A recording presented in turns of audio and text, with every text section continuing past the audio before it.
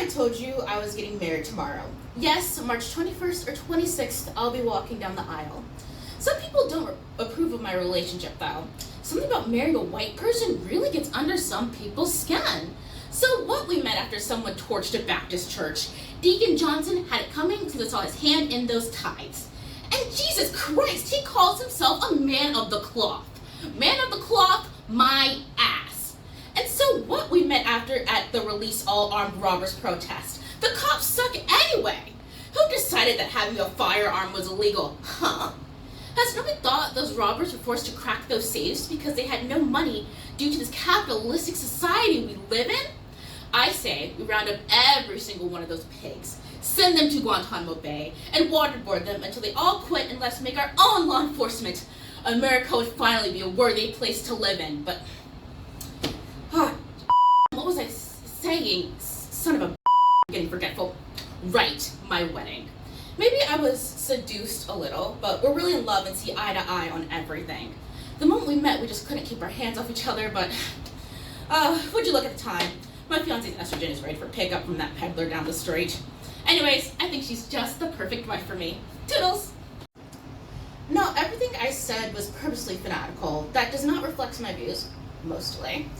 It's just an obvious work of fiction created while I was typing away and writing a script like many writers are now. However, unlike many of those aforementioned writers typing away and writing a script, I have the ability to keep all 20 or so infractions in mind, while theirs would be heavily edited or straight up shot down, for including something as simple as a little swearing, or having sympathy for criminals, or mentioning the police and speaking ill of them. Well, if that's not allowed, then homosexuality and transgender individuals wouldn't be either, and according to the Hays Codes, that's how it should be. In 1922, Will Hays took control of the Motion Picture Producers and Distributors of America, also known as the MPPDA at the time, with the goal of upholding morality and purity within the film industry. To try and make film proper art in the eyes of the American people, Hays turned to Protestant churches and women's organizations, two groups that would have an interest in more wholesome movies. Hays' work with the churches for promotion of films led to many of the codes we know now. For example, don't speak ill of the clergy or religion as a whole.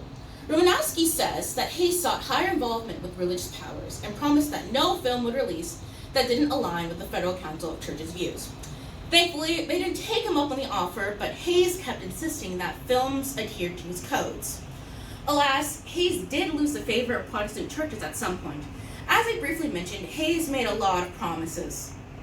Like a lot. He promised to improve movies, but Hollywood kept being its same old self-indulgent self. Romanowski also said that the producers weren't really listening to him. The codes were put into effect, yes, but were they really that effective? But wait, let's take a step back before we call them ineffective. Isn't it good that movies don't need to show vulgar activities in order to get their point across? One of the manners of showing something disturbing, such as murder, is called the fold. Author Santiago Filol describes the fold as a more elaborate and complex form that used to bury the heinous act in the story without ever presenting in a scene. The case Filol used as an example is Alfred Hitchcock's Rear Window, in which a murder occurs while the victim's blinds are drawn. The audience cannot see the crime itself, but Hitchcock weaves the grisly details of exactly what happened to the victim without actively showing it in a scene. Phil says that although Hitchcock faced criticism for other suggested material, such as a dancer being seen in her underwear, he got off scot-free with making a story about a voyeur showing what happened to a dismembered lady because it wasn't explicitly shown rather than heavily implied. Phil explains this by saying it's because the murder could not be pinpointed to an exact scene as it took place within the film's folds. Another tool to avoid censorship would be showing the event off-screen or specific parts of the event. For example, take 1945's Detour. One brings a phone into her room. A man on the other side of the door starts pulling the cord. Unfortunately, he's unaware that the cord had gotten wrapped around the woman's neck. The audience watches as the cord tangles around her neck, how the background music mimics her struggle to survive. We hear her body fall. We hear the moment she takes her last breath. But Phil describes this as an effectively transparent veil that obscures our view but not our comprehension.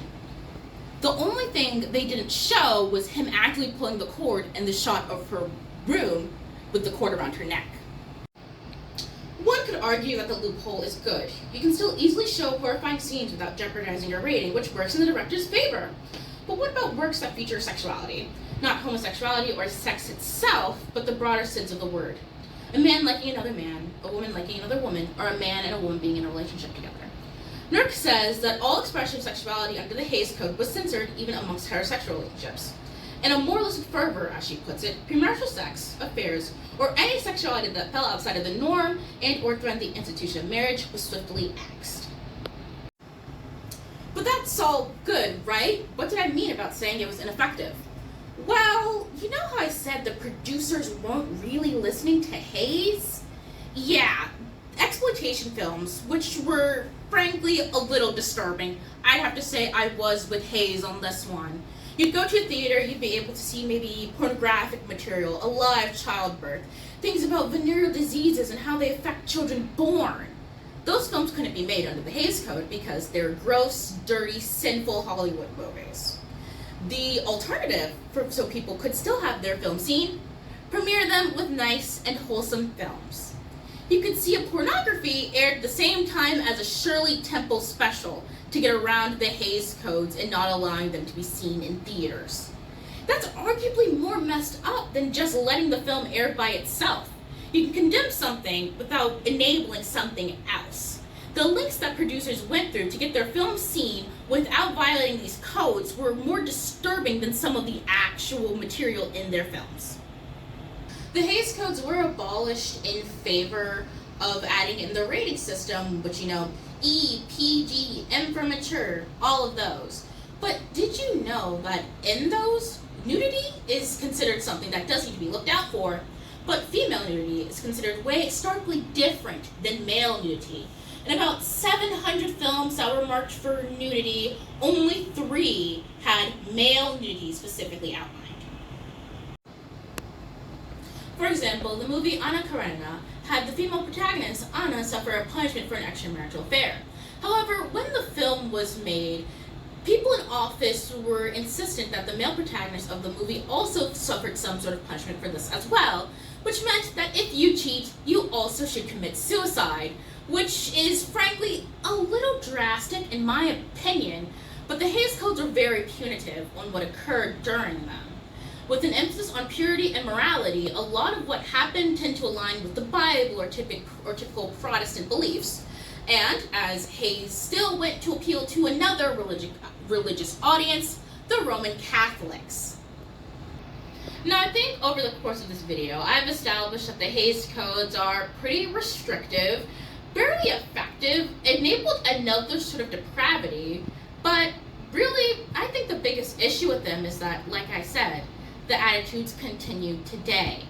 Art is meant to be expressive. You should be able to tell whatever stories you want so long as you use your proper judgment. With the codes and with the attitudes that still continue on in the American public after the codes, you see that filmmakers or general creatives are losing integral parts of their stories. Transgender individuals, homosexuality, women having agency, it's all slowly leaving our work as things shift towards a more conservative worldview. My solution to the fact that I'm seeing people in my industry turn towards more conservative, more safe films is that we need to bring back being weird. We need to bring back funding indie films. We need to bring back novice filmmakers. We need more fresh minds in this industry that aren't afraid to go against the norms. Although I'm aware the film industry is very profit-driven, that's exactly why the Hays Codes were made, profit, I still think artistry has more of an importance than money. One day, I hope to see a film industry where we can proudly display homosexuality again. We can proudly tell transgender stories that don't focus on exploitation or murder like those SVU episodes. One day, I hope that we can bring back the free artistic expression that we once had, so long as we get over a little bit of prejudice and learn to fund a few more risks. Thank you very much.